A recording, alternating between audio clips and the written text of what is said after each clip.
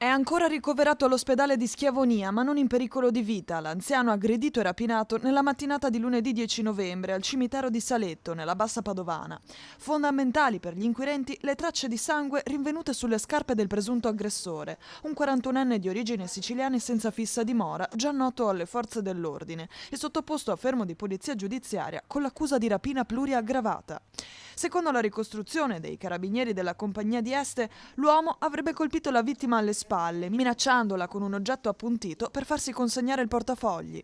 Ne sarebbe seguita una breve colluttazione. L'anziano è stato ferito superficialmente con la lama e abbattuto la testa cadendo a terra, mentre il rapinatore si dava alla fuga.